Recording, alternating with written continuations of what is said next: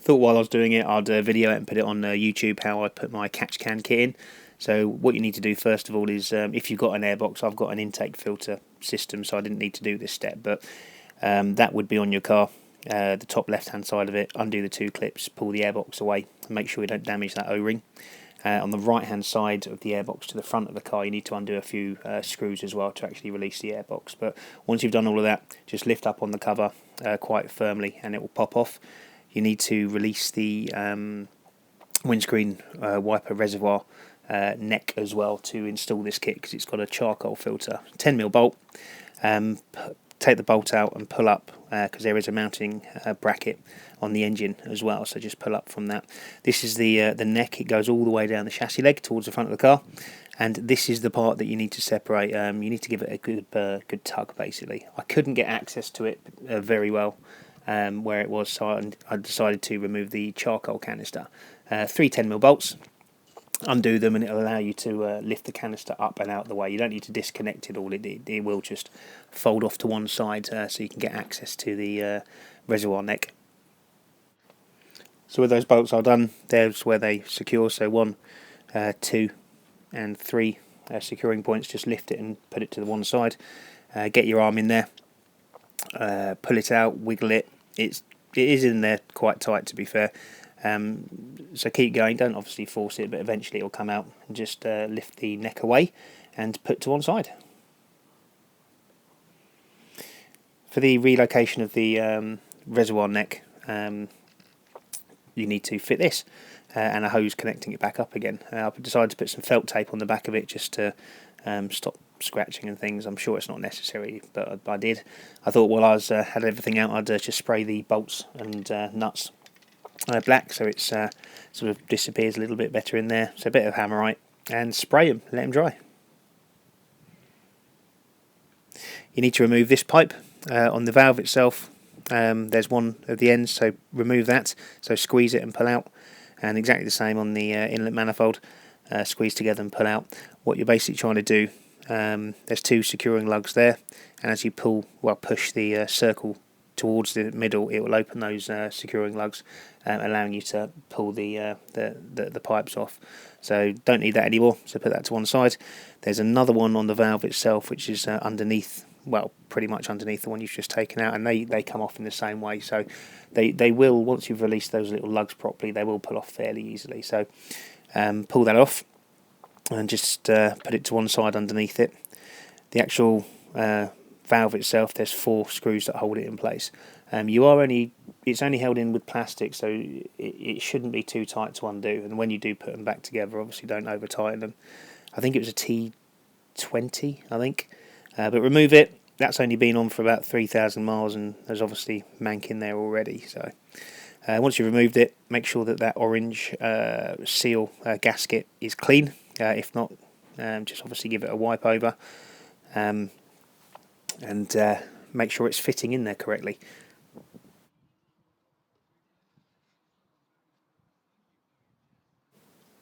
This is a replacement plate that goes in place of the original valve. The original bolts will basically fit straight in there with the washers as well. Because there's only 4 securing points, it's not particularly the greatest design to seal this up. So what I did, I got my little Torx bit. I did the 2 end bits first and just nipped them up, did the middle ones, and then went back to the 2 ends ones to final tighten it. How I've done it, because you are only screwing into plastic, I've done the short end tightened pretty much as hard as I can with just using my fingers. I've then put it onto the longer end, so I've got more leverage, and I've just tightened it until that tool just starts to bend a little bit.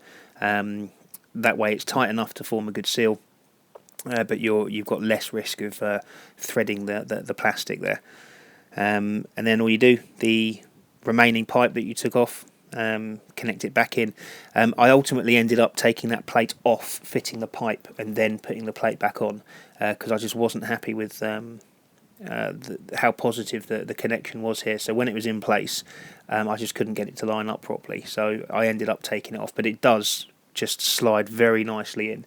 When the plate was in situ like that, it kind of crimped the O-ring that you'll see on the pipe. So maybe before you tighten it up, It's the easy way to do it, connect it in, and it did slide in nice and easy, and then screw it back in. That's certainly what I found gave me the best, the connection I was more confident with.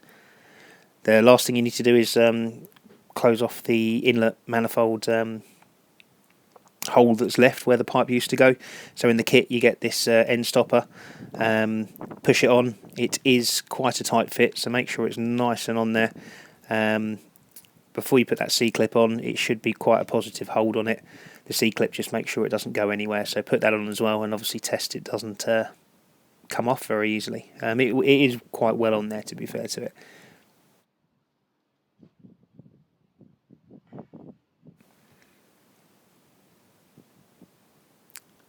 Now it's just connecting the relocation windscreen wiper reservoir fill up neck. So with the kit you get obviously the silicone hoses, so connect it up, make sure it fits, just test fit it, you got the right angles and right lengths and things, and then you just tighten up the Jubilee clips, just to make sure it's not going to leak and it's going to be safe and sound in there. At this point I just wanted to test fit everything, so I put the charcoal canister back in. I grabbed the actual catch can itself, just made sure it's going to fit in there neatly and I didn't have any clearance issues. Thankfully it all looked good.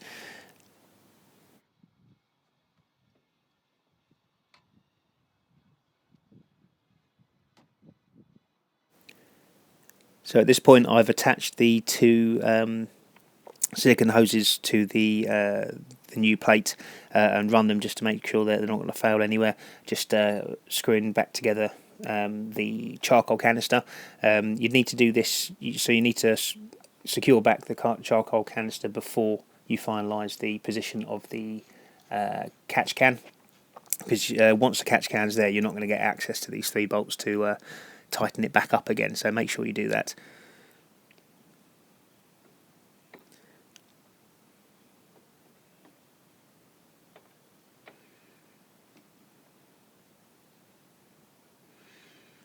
And then just now in the instructions it says to put the bracket for the catch can before the relocation for the windscreen reservoir. So the catch can goes on first, the reservoir relocate goes on top of that, and then the screw goes on for that. So just putting that in. Now just checking the silicone hoses are going to run okay.